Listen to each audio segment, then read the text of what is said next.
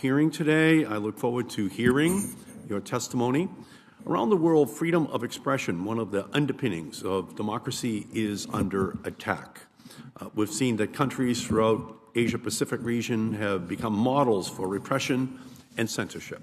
In Cambodia, Burma, the Philippines, Hong Kong, and China, authoritarian leaders seek to cement their power at the expense of the people, relentlessly crushing dissent and silencing opposition.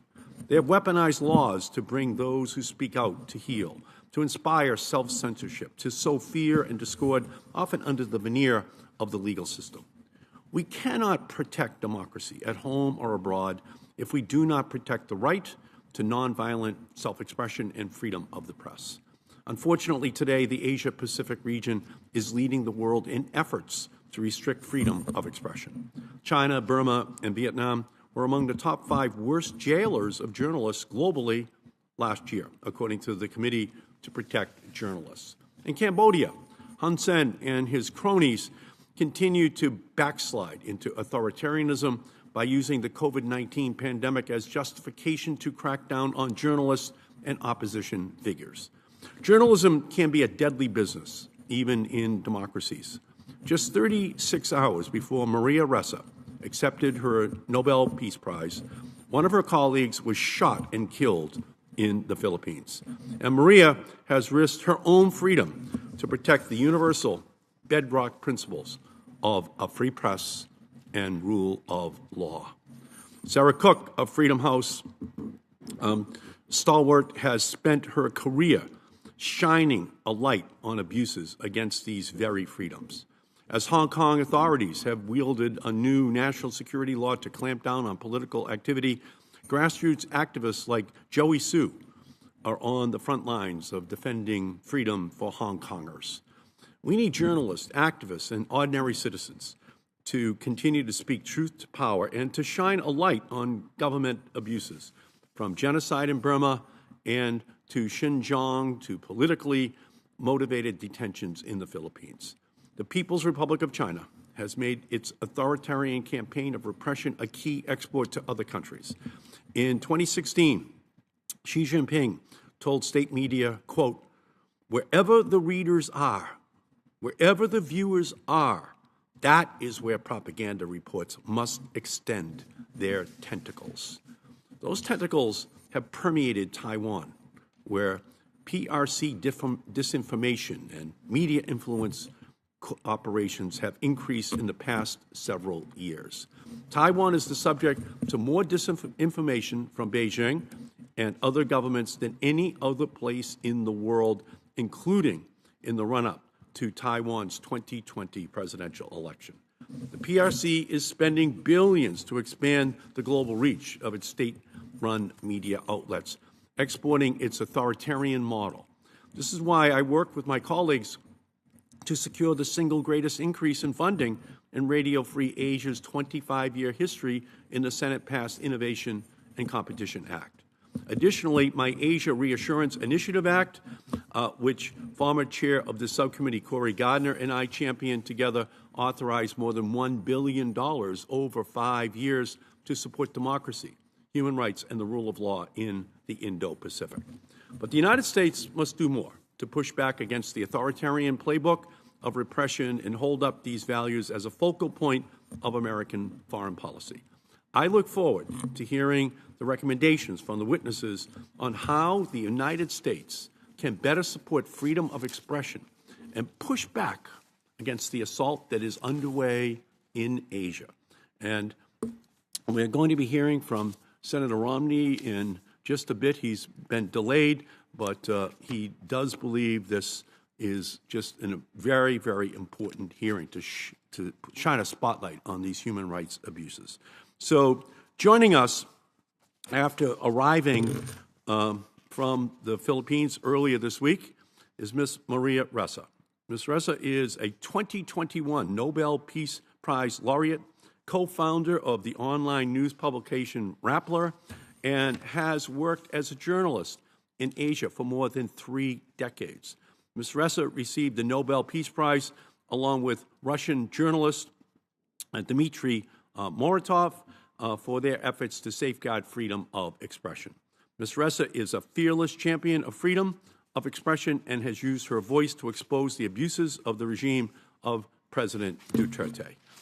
We welcome you, Ms. Ressa, and I would ask for you to begin your presentation, and then I will introduce the other witnesses as you complete your testimony. So we welcome you, and we congratulate you on your well-deserved victory of the Nobel Peace Prize of 2021. You're just a beacon of hope, and the whole rest of the world really, really owes you a debt of gratitude. So whenever you feel comfortable, please begin.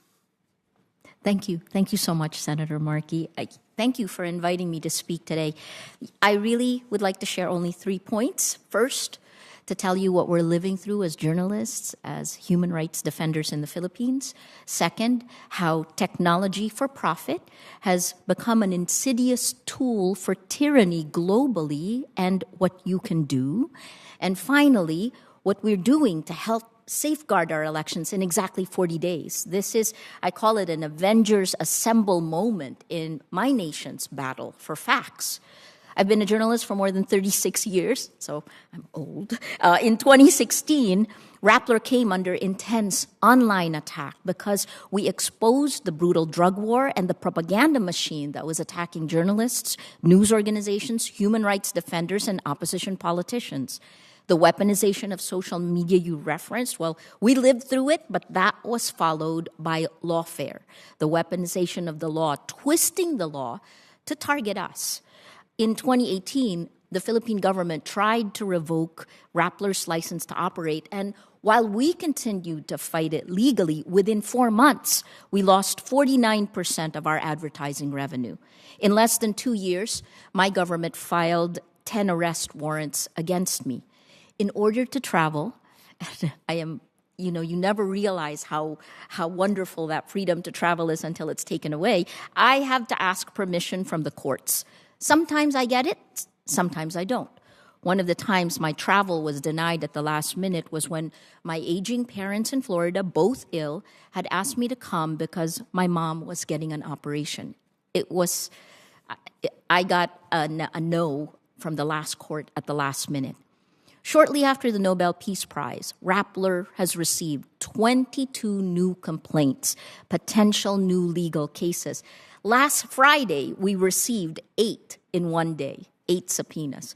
We must be doing something right because not only did a sitting cabinet secretary sue 7 news organizations, including Rappler, but another is a petition at the Supreme Court by the Solicitor General alleging ridiculous conspiracy theories against Rappler. I wish it was true, but it wasn't. No, I don't wish it was true. That's a joke. The majority of these other complaints are connected to President Duterte's pastor. His name is Apollo Quiboloy. He's wanted by the FBI. His company leading the attack against journalists and human rights activists, it was just awarded a television franchise. All told, I could go to jail for the rest of my life, because I refuse to stop doing my job as a journalist, because Rappler holds the line and continues to protect the public sphere. But I'm lucky. Remember Senator Laila de Lima, a former Justice Secretary and head of the Commission on Human Rights, last month began her 6th year in prison. Amnesty International calls her a prisoner of conscience. Or young journalist Frenchie May Cumpio, who spent her last 2 birthdays in prison. Or my former colleague, Jess Malabanan, you referenced. He was killed by a bullet to his head. He worked on Reuters' drug war series that won a Pulitzer Prize. Or ABS-CBN, the largest broadcaster in the Philippines, a newsroom I headed for 6 years, which in 2020 lost its franchise to operate. The last time that happened was when Ferdinand Marcos declared martial law in 1972. For the people who defend us, our lawyers, there are costs. More lawyers than journalists have been killed under the Duterte administration. Hundreds of human rights activists are dead, and the numbers killed in our brutal drug war, you know this, from thousands to tens of thousands, who really knows? That is the first casualty in the Philippines' battle for facts. This brings us to my second point. how technology has degraded facts and broken our societies. Like the age of industrialization, there's a new economic model that has brought new harms, a model Shoshana Zuboff called surveillance capitalism, when our atomized personal experiences are collected by machine learning, organized by artificial intelligence, extracting our private lives for outsized corporate gain. Highly profitable micro-targeting operations are engineered to structurally undermine human will. It's a behavior modification system in which we are Pavlov's dogs, experimented on in real time with disastrous consequences. This is happening to you, to all of us around the world. Engagement-based metrics of these American technology companies mean that the incentive structure of the algorithms, which is really just their opinion in code, implemented at a scale that we could never have imagined, is insidiously shaping our future by encouraging the worst of human behavior. It's also choosing what journalism survives. Studies have shown that lies laced with anger and hate spread faster and further than facts. And these next sentences I have said repeatedly for the last 6 years. Without facts, you can't have truth. Without truth, you can't have trust. Without trust, we have no shared reality, no rule of law, no democracy. Now these networks form a global nervous system of toxic sludge fueled by geopolitical power play. In 2018, after the Senate released the data from the IRA, the GRU, we connected the information operations in the Philippines with Russian disinformation networks. In 2020, Facebook took down information operations from China that were then creating fake accounts for the US presidential elections, but simultaneously in the Philippines, it was polishing the image of the Marcoses, it was campaigning for China, campaigning for the daughter of President Duterte, and attacking me and Rappler. These are multi-purpose networks. In 2021, the US and the EU called out China and Russia for COVID-19 disinformation. We are all connected. Surveillance capitalism is where all our problems connect. Safety, privacy, antitrust, and content moderation. They're not separate issues. The platforms want you to debate content moderation down here because if you're stuck down here, they can make more money. So we need to move further upstream to the algorithms, the operating system of this information ecosystem, the algorithms of amplification, and then we go further upstream to the root cause, surveillance capitalism. On Thursday, March 24th, last week, the European Union hammered out the last details of the Market Services Act to be followed by the Digital Services Act. It's the most comprehensive legislation to put guardrails around tech. But these will take time. Right now, I appeal to U.S. legislators to reform or revoke Section 230 of the Communications Decency Act because we at the front lines need immediate help. We cannot solve the global existential problems if we don't win the battle for facts. And we cannot have integrity of elections if we don't have integrity of facts. In exactly 40 days, the Philippines will vote in what is an existential moment for our democracy. The frontrunner for president is Ferdinand Marcos Jr., whose family was ousted by a people power revolt 36 years ago. He's back, partly because history was revised in plain view with networks of disinformation on American social media platforms, which we at Rappler exposed, and we released that data publicly. I've submitted to you and the members of the Senate in this hearing the whole of society approach that we're trying to use to protect the facts, a 4-layer pyramid we call #FactsFirstPH. I can answer any questions you may have about that. But since it's succeeding, we have these new legal challenges and our news sites. There's 16 news groups cooperating together in this. We've come under expanded DDoS attacks that are meant to take us down. These exponential lies on social media are like DDoS attacks on our brains, attacking our biology, leaving journalists, human rights activists, opposition politicians defenseless. The platforms and the autocrats that exploit them must be held accountable, and democratic governments must move faster. In that sense, Russia's invasion of Ukraine has galvanized action and is forcing solutions. For countries like the Philippines, please consider the Magnitsky sanctions. Democratic nations must stand together for democratic values. The solution is three-pronged and remains the core pillars of Rappler: technology, journalism, community. First, put guardrails around tech, build better tech. Second, strengthen journalism and help fund independent news. Part of the reason I agreed to co-chair the International Fund for Public Interest Media. Third, build communities of action that stand by these democratic values. I could go to jail for the rest of my life just because I'm a journalist. But what I do now will determine whether that will happen. Thank you for your support. Thank you for your help. Now, the action's up to you. Thank you so much. And again, it's just an honor to have you here before the committee. The risk that you've taken, the sacrifice that you've made, but the leadership that you've provided, not just for the Philippines, but for the whole world, is absolutely immeasurable. So thank you. Next, we're going to hear from Ms.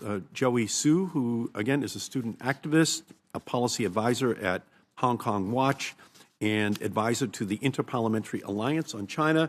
She participated actively in Hong Kong's pro-democracy movement by organizing local grassroots campaigns and international advocacy for Hong Kong.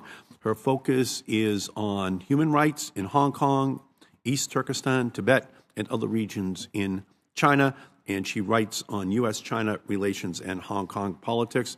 We welcome you, Ms. Su. Whenever you are ready, please begin.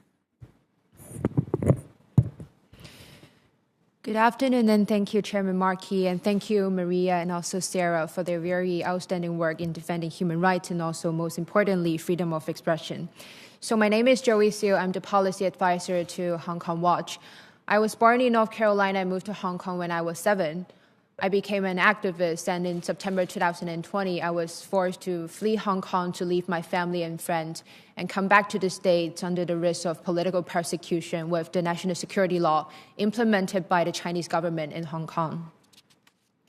From crackdowns on social movements in Hong Kong, Thailand, and Myanmar, to the tightening control over Tibet and East Turkestan, we are seeing governments resorting to every conceivable measures to limit the people's right to freedom of expression across Asia. Today, I will be highlighting the situations in Hong Kong, Tibet, and East Turkestan. In Hong Kong, protester Tong Yin-kit became the first person to be convicted under the national security law that came into effect in Hong Kong on July 1st, 2020. He was sentenced to 9 years in jail for inciting secession and terrorism under the national security law. In the verdicts passed down, it was made clear that the protest slogans on the banner he held, "Liberate Hong Kong, Revolution of Our Times," was weighed heavily in the determining of his sentencing, meaning that expression of support to our pro-democracy movement in Hong Kong is becoming considered criminal. British colonial laws and the widely criticized public order ordinance were also used against human rights defenders in Hong Kong. Rallies and assemblies, including the city's annual June 4th Tiananmen Massacre commemoration event, were banned in Hong Kong. Organizers, including Albert Ho, Lee Cheuk-yan, and also Chow Han-tong, they were arrested and convicted for participating in inciting an unauthorized assembly under the public order ordinance. COVID-19 restrictions were also manipulated by the Hong Kong government to repress activities that do not align with the Chinese Communist regime's political stances.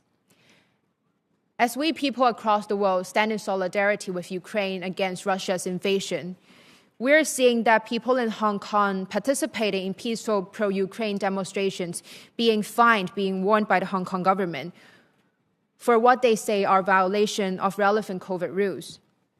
Free press is also quickly vanishing in Hong Kong. At least 18 journalists have been arrested since 2019, since our pro-democracy movement broke out, and 12 remain in jail while waiting for a trial, including our very prominent, very leading pro-democracy figure, our media tycoon Jimmy Lai. And under mounting political pressure, almost all of these independent pro-democracy media outlets in Hong Kong are forcibly shut down. And fearing date-back charges with the national security law, they have to delta previous articles and reportings as they cease operations. An increasing number of reporters and also journalists in Hong Kong are now forced to leave the city. Online expression and also internet access are also under tighter restrictions. Since May 2021, access to several pro-democracy websites were found blocked, and our organization, Hong Kong Watch's website, is among one of them.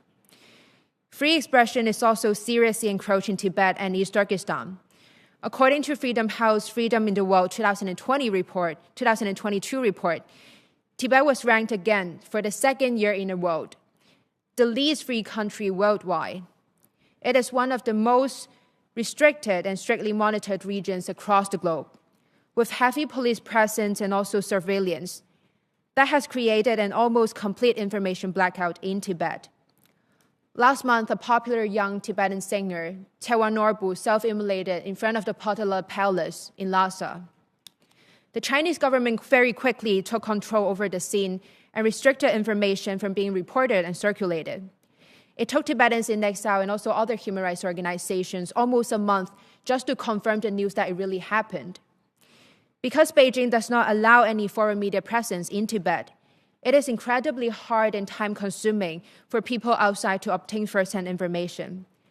The escalating restrictions on freedom of expression, including censorship and also the cutting off of internet and mobile communications, makes it so impossible for the Tibetan people inside of the region to relay information to the outside world or even to circulate news among themselves.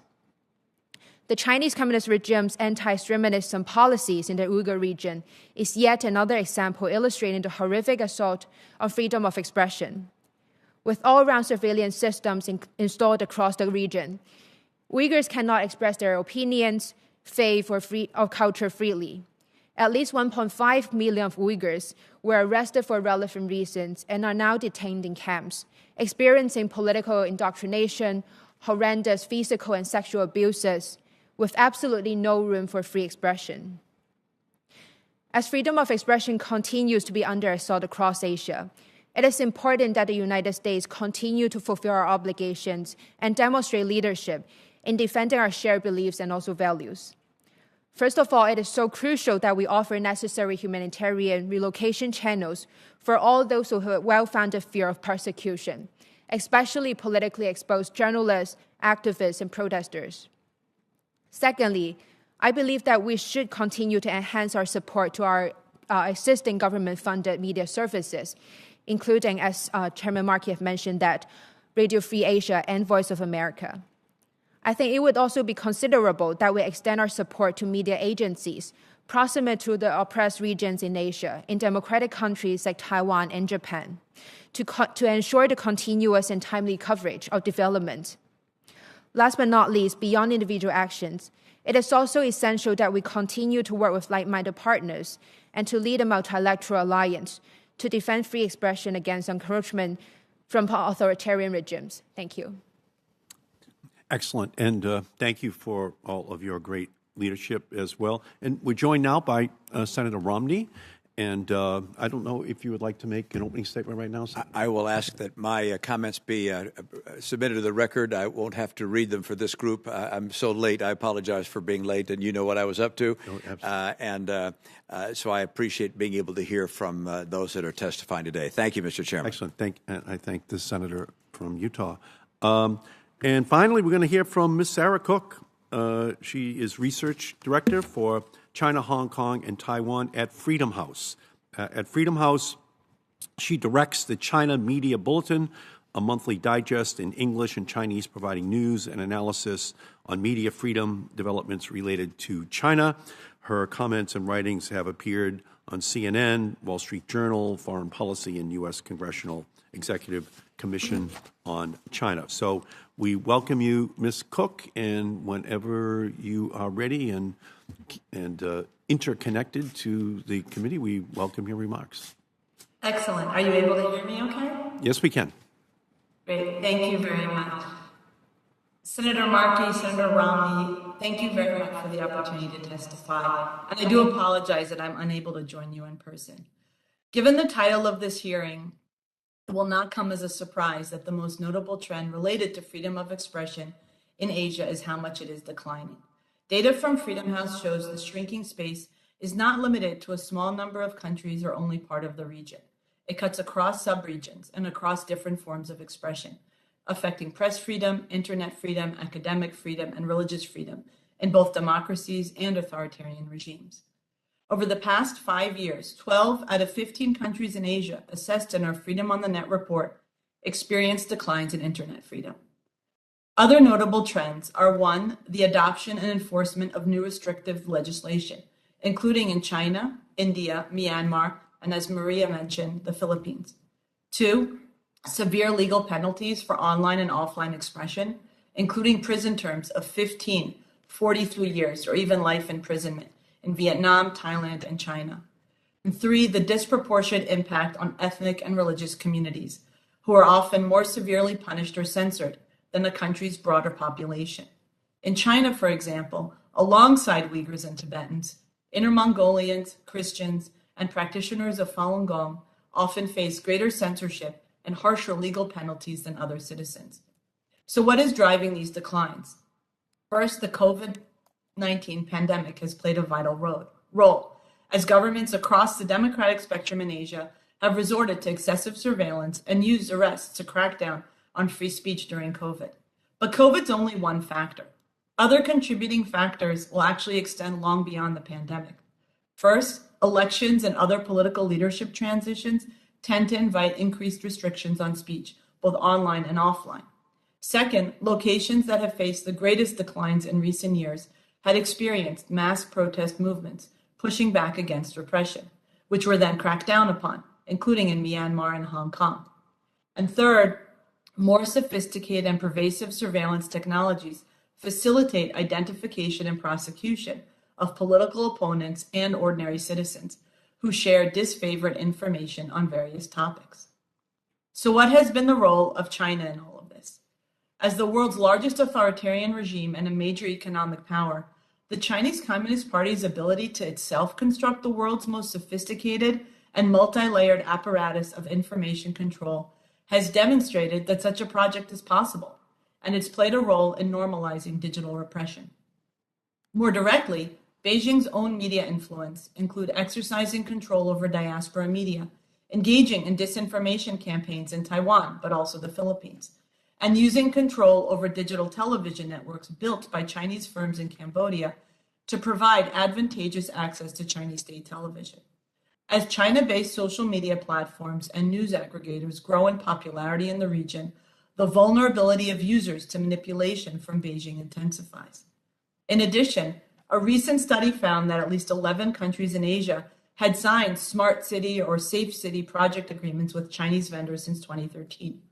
Almost all are rated partly free or not free by Freedom House, heightening the likelihood that such surveillance technology could be used against political opponents and civic activists. Still, when considering Beijing's influence on human rights and freedom of expression in Asia, in many instances, the most pernicious effects can be how PRC-based actors strengthen local illiberal actors, pressing on the scales to tilt the balance in a more authoritarian direction. But the news is not all bad, and the future of freedom of expression in Asia is very much contested. Alongside the worst abusers of media and internet freedom, Asia is also home to some of the world's freest press and internet freedom landscapes, including Japan and Taiwan. Moreover, throughout the region, journalists, independent news outlets, civil society groups, and also judges are playing a critical role in defending free expression. Looking ahead, politically sensitive contexts could trigger new threats, domestic and foreign, including elections in the Philippines and local elections in Taiwan. And of course, China's own 20th Party Congress in November, where Xi Jinping will seek a controversial third term. Russia's invasion of Ukraine will also have reverberations. Even indirect effects due to problems in the global economy could drive street protests and, in response, government crackdowns. In China, although the regime has superficially claimed neutrality, its state media have been feeding local audiences pro-Russian propaganda and disinformation, including virulently anti-American narratives. while aggressively censoring content departing from the official party line. In terms of recommendations, the U.S. government should, 1, consistently address threats to free expression and urge release of imprisoned journalists as part of high-level bilateral engagement, including in democracies and with allies. 2, focus funding for free expression on efforts that will sustain operations, evade censorship, support legal advocacy, and address political crises. And 3, Congress should reauthorize the Global Magnitsky Act with language that codifies the serious human rights abuse standard. Congress should also adopt legislation creating an emergency visa for journalists, as bills like the International Press Freedom Act would do. In our work at Freedom House, we see firsthand how steps like this can have a real-world impact. I would like to conclude with a comment that actually one of our readers of the China Media Bulletin Inside China shared in a survey. Quote, "I am a lower-class worker in Chinese society, and I don't speak English. An independent Chinese media like you that does in-depth reports about the situation in China gives me a better understanding of China's current situation and future development. China is the largest authoritarian country in the world. The Chinese Communist Party oppresses its citizens, blocks information flows, and also threatens the existing world order. I think the flow of information and freedom of speech are very important to China's future development. Birds in cages long to fly. Even if we can't fly out now, hearing the chirping of birds outside can still give us hope and faith." End quote. Thank you very much. Thank you, Ms. Cook, very much. Thanks to each of our witnesses. Now we're going to move to the question period. And let me begin by, first of all, congratulating you, Ms. Ressa, and you, Ms. Su, for your courage. We talk a lot in this body about standing up to repression.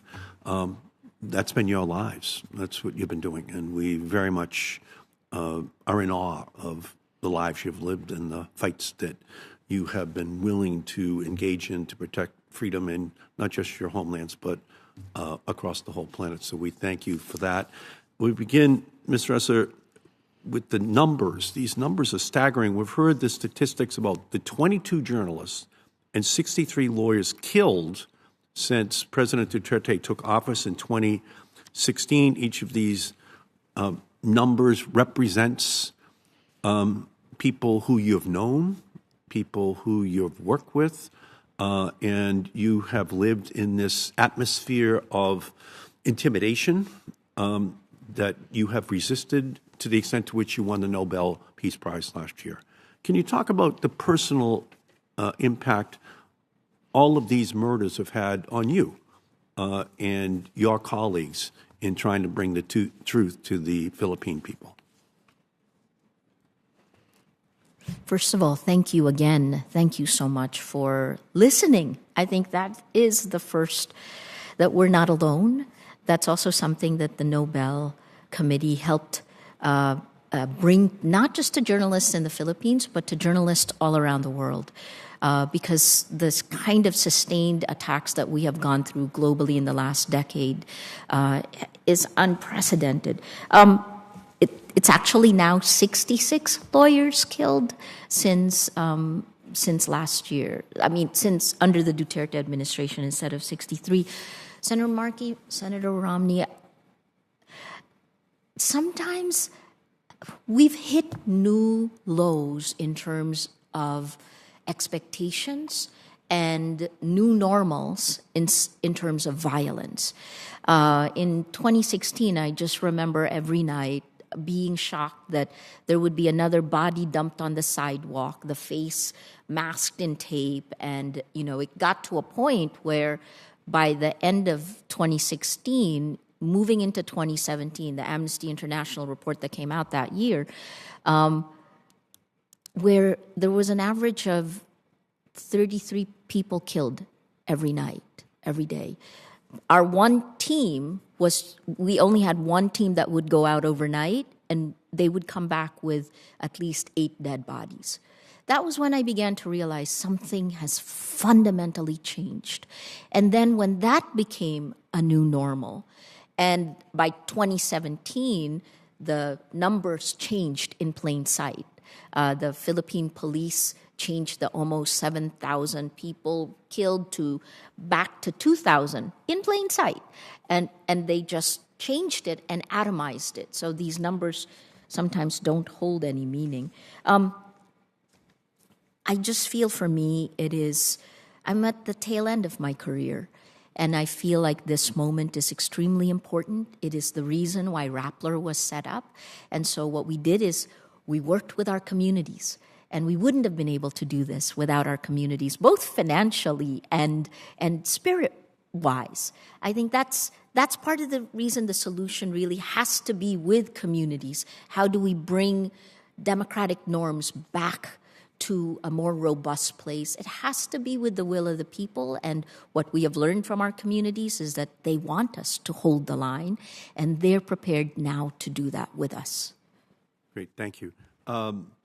Senator Gardner and I, back 3 years ago, we were able to pass the Asia Reassurance Initiative Act, which actually resulted in an appropriation of $210 million a year for 5 years, from 2019 through 2023, to encourage democratic institutions, to encourage human rights, transparency, accountability in the private and public sectors all across Asia.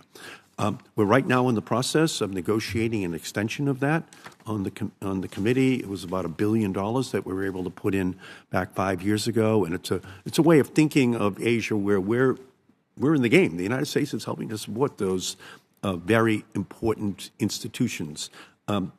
Where, in your opinion, Ms. Russell, would the United States be making the best investments with those hundreds of millions of dollars over the next 5 years? Perhaps to support independent media, to support other institutions that you think are vital to ensuring that independent voices advocating for freedom are heard? Thank you for asking, Senator Markey. The Independent Fund for IFPIM, the International Fund for Public Media, was set up precisely to try to get the 0.3% of ODA assistance up to at least 1%, and to get some of that for independent media. Part of the problem that we have is that the business model of journalism has collapsed. Advertising is essentially dead. And the platforms that have been used to attack the credibility of traditional news groups that stand by, that have processes editorially that stick to the facts, these news groups now are under attack, and no place knows this better than the Global South, than Asia. So that's part of our goal. I do believe, I see this now, independent media needs help to survive this time period, but hand in hand with that as well is putting guardrails on technology. Because it's impossible for us to do our jobs if we cannot even get the news distributed to our consumers. Other things are institutions. The institutions in Southeast Asia, for example, that have, in the Philippines, within 6 months of the new administration, of the Duterte administration, we watched many institutions fold. So very, very strong executive. How do we revitalize that? Can you talk a little bit about Facebook in the Philippines? Yes, sir. Up until January this year, the Philippines, for 6 years in a row, Filipinos spent the most time online and on social media globally. This is from Hootsuite and We Are Social, that statistics. For many, many years, even during the time of Yahoo, any new digital product was first tested in the Philippines, products that are meant for the West.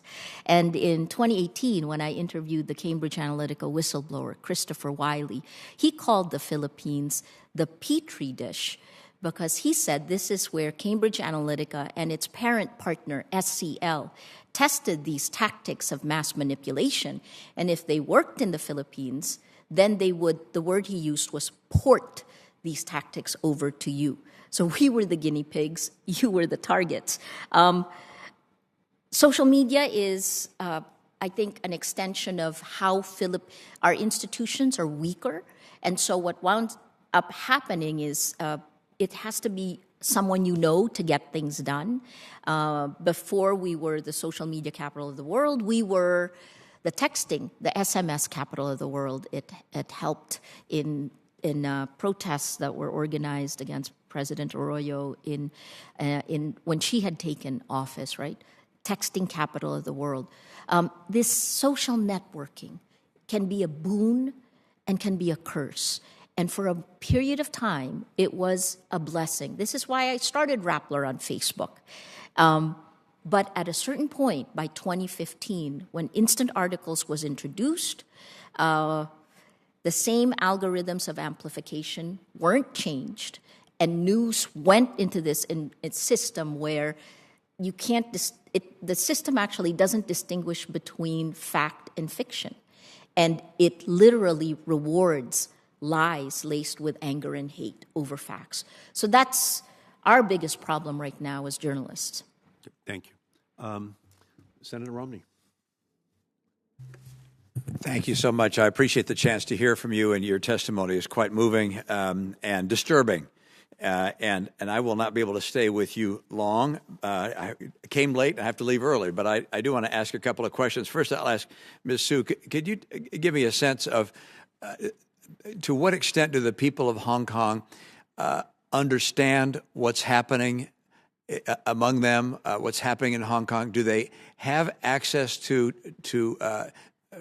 truth, or has that been cut off for them in the same way it's been cut off in the rest of China?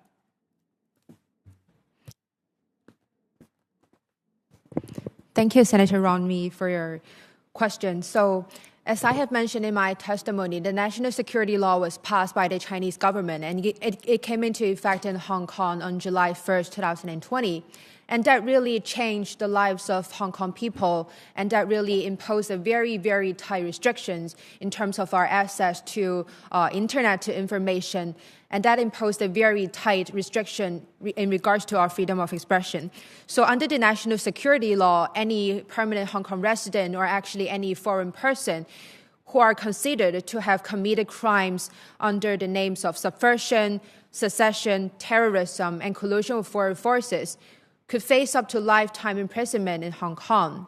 And since the implementation of the national security law, we have saw that over 150 people in Hong Kong have been arrested. And that includes not just pro-democracy activists or high-profile politicians, but then really journalists, media persons, as well as academics and also students or speech therapists who have been participating in our pro-democracy movement. And since the implementation... But do the people of Hong Kong, do they still have access to information and to truth, or is it really, by virtue of these changes you've described, has it really been shut off? Do they no longer have access to information? Our access is very limited right now. So since the implementation of the national security law, we have saw that almost all of our independent pro-democracy media outlets in Hong Kong, including Apple Daily, Stand News, have been forcibly shut down. And as I have mentioned that, fearing the date-back charges, all these medias, when they are shutting down, they have to erase their online presence. They have to delete the previous articles and reportings that they have made, or else they will still be put at the risk of being charged under the national security law.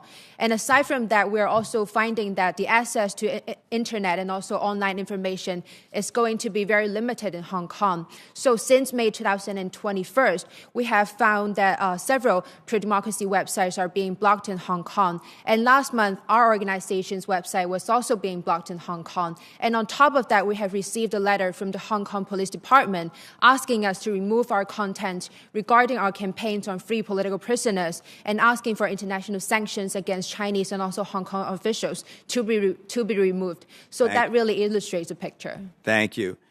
Ms. Ressa, thank you for your participation and your courage. And I'm interested in the same question, which is, to what extent do the people of the Philippines understand what's going on? Are they angry at the repression of the media they're seeing?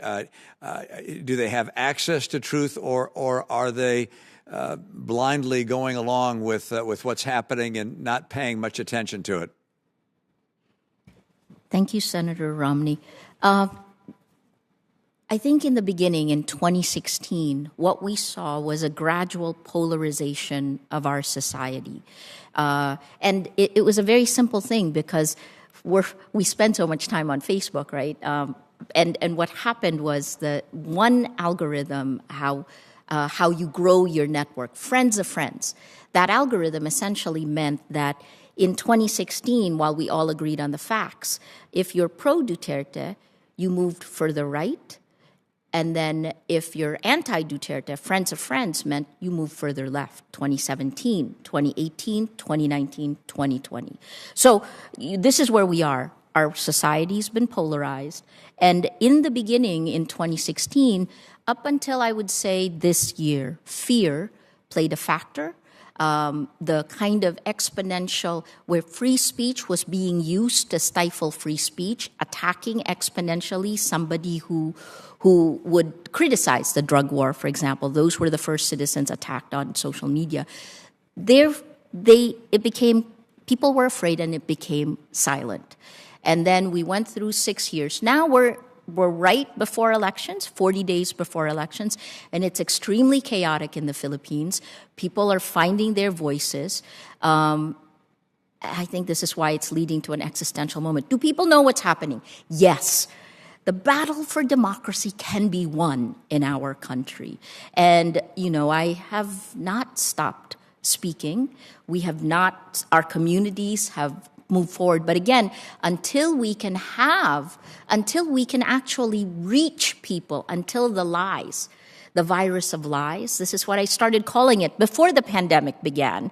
If this virus of lies infects real people, and it is much harder to cure real people than it is to actually stop the infection. Thank you very much. Finally, Ms. Cook, I'm interested in your perception on how effective we can be in getting truth to some of these people in these nations. When I hear Radio Free Europe, I think, do people still listen to the radio anymore? Do we have better techniques? Your first suggestion, which is that in our discussions with other nations, that in addition to the human rights on our agenda, we should talk about communication rights and information rights as a vital human right. But I wonder, do we need to change the way we're communicating with the world and change the way we're trying to get truth to the people of the world where there is repression of their vehicles of expression? So I think, in a lot of ways, Radio Free Asia and Radio Free Europe are no longer just on the radio.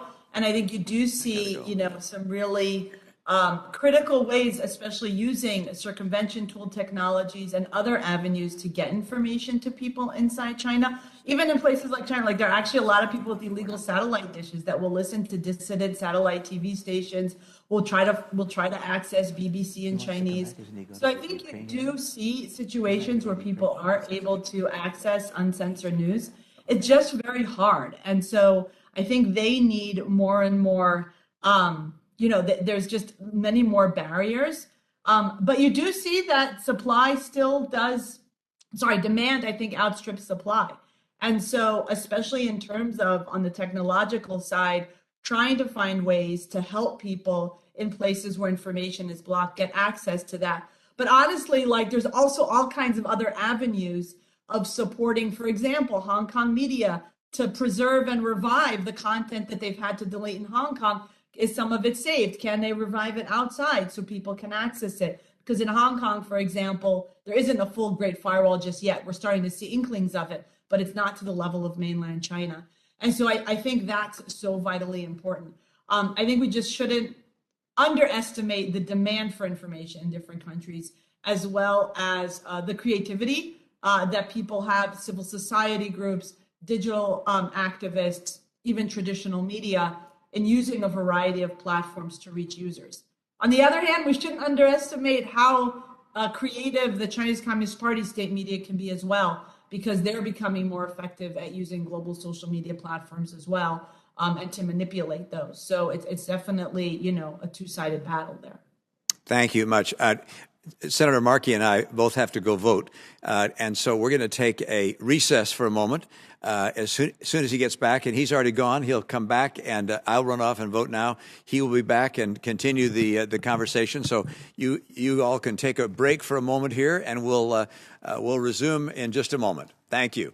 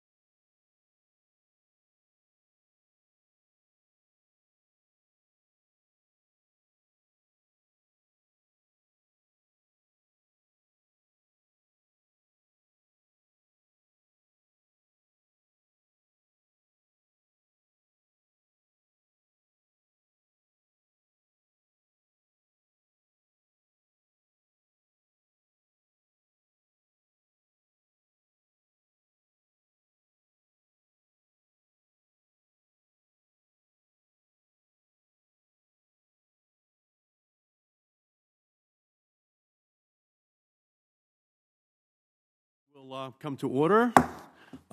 We apologize. A roll call went off while we were in the middle of the hearing, which required Senator Romney and I to go over to cast our vote. But let me continue. And Mr. Esser, voting is a vital way to hold government accountable. As you know, I have personally been banned from the Philippines for speaking out in support of those who have shown a light on the Duterte government abuses, like you and Senator De Lima, who is still unjustly detained. As you mentioned in your testimony, the Philippines has elections for president and vice president in May. What are the prospects for a return by the new Philippines government to a respect for human rights and freedom of expression post-election? Senator Markey, you know firsthand the cost of free speech. So it's hard to respond to that question because it's unclear exactly what kind of president the frontrunner would be. Ferdinand Marcos Jr., he is the frontrunner in statistical surveys. What's also unclear is whether that will translate to real votes. But what we do know so far is that he has refused to do any of the debates that are with traditional news organizations. We have seen the growth of SMNI, which is a group that's connected with Pastor Kiboloy, the one that just got a franchise I referenced. And Leni Robredo, the woman who is, it's almost like we're back in 1986. We have a Marcos against a widow. Vice President Leni Robredo comes up, is right behind, but very far behind in the statistical survey. So Filipinos, I believe, are hoping for a return to that, but we're at a point where the tens of millions who have lost their jobs, the COVID responses that haven't gotten vaccines to every Filipino, we're talking about a 60% plus vaccination rate in the Philippines. So there's still a lot of work to be done. Literally, we don't know what will happen next. But I think what I'm trying to say is that I still have significant hope that we will be able to go back to a robust democratic system if the right steps are taken now. Mr. Ressa, you have spoken about the Duterte government's use of lawfare to target you and other journalists in the Philippines. Around the region, are you seeing an increase in government's attempts to use the legal system to stifle free speech and the media? Yes, absolutely. You're seeing the number of people arrested. Myanmar, for example. We're watching very closely with great alarm, and I think part of the reason we use the phrase hold the line is that you don't want to step off the line, because the minute you do, states come in and take your freedoms away. Senator Markey, if I could just add something on the role of disinformation in all of this. This lays the groundwork for lawfare. Senator Romney earlier asked, do people know what's happening? They do to a degree, but the way they interpret what is happening is dependent on the disinformation or the lack of it. The echo chambers, it's not a robust democracy in the sense that you cannot have the public debate that's necessary for a democracy because we have been so polarized. So I go back to how can we do it? I think we're still at a point where we can restore that public sphere, but it requires your help. Thank you. Okay, thank you. Ms. Cook, in your 2021 report published by the National Endowment for Democracy, you found that Taiwan had reduced its vulnerability to PRC state-linked disinformation campaigns during Taiwan's January 2020 general elections. How was Taiwan able to successfully counter PRC disinformation efforts? Learning from Taiwan's example, what can the United States do to help counter disinformation from China throughout the remainder of Asia? It's really so encouraging and incredible to see what came together in Taiwan. And it was very much a multi-sector and multi-stakeholder effort. So you had the government on the one hand trying to put out certain information, but absolutely civil society and also the technology sector as well. So you've had increased monitoring and some really sophisticated use of detection and machine learning by civil society groups to identify these kind of telltale signs of particular narratives, differences in character, other ties back to China, content farms in Malaysia as well. And then even working with technology companies, not only American ones, but for example, Line, which is widely used, and creating a feature where people could actually enter into their conversations like a little fact-checking bot, so kind of using bots for good, that would tie to a fact-checking civil society group. So I think it was very much like a multi-layered effort and very strategic in terms of really getting into those avenues in the information node where the disinformation was spreading. It was also media literacy. And I think what was really important is that it's been media literacy not only targeted at children, because we see that in a lot of countries in terms of through the educational system, and that's obviously very important, but also to the older generation. So trying to find ways of reaching more older members of society who are maybe not as digitally literate and giving them a better awareness of disinformation and how these things work. No, thank you. So I think that was a lot of it. And there's a lot that others in Asia can learn from Taiwan. No, thank you. I appreciate it. Ms. Su, Taiwan, can you talk about that for a second? And what should the United States be doing in order to ensure that there is full and fair dissemination of information in Taiwan, given what the PRC might attempt to do? Thank you, Senator Markey, for the question. So I think from seeing how the PRC government has transformed Hong Kong as an international financial center with a rather independent judiciary system, and also the basic protections of freedom and also rights with our people's access to free information and internet, I think we have witnessed how capable the PRC government is into turning a rather democratic place, a democratic city or region, into a country or a region controlled completely by the PRC. And I think it is a very important lesson to be learned from the experience of Hong Kong that the United States and other democratic governments have to take steps right now and to take concrete steps into protecting the freedom of expression in countries like Taiwan and Japan, and to provide assistance to extend our support to the media agencies in these relevant countries and regions to also cover, to provide and ensure a continuous and timely coverage of incidents and developments in oppressed regions like Hong Kong, Tibet, and East Turkestan. Thank you. Again, thank you for your great answers. Thank you to each and every one of you for your tremendous work in this area. This subcommittee is going to continue to work to shine a spotlight, but using your lives, using your work in order to accomplish that goal so that repression, compromise of freedom, of free speech, of the press, wherever it may exist, will receive the attention of this subcommittee. So we thank you for that. And if there are no more questions, I will close today's hearing.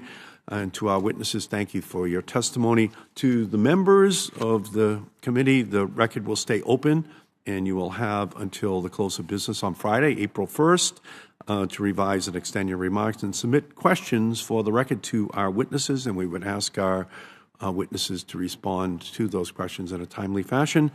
So this hearing of the Asia Subcommittee is now completed, and with that, we stand in adjournment.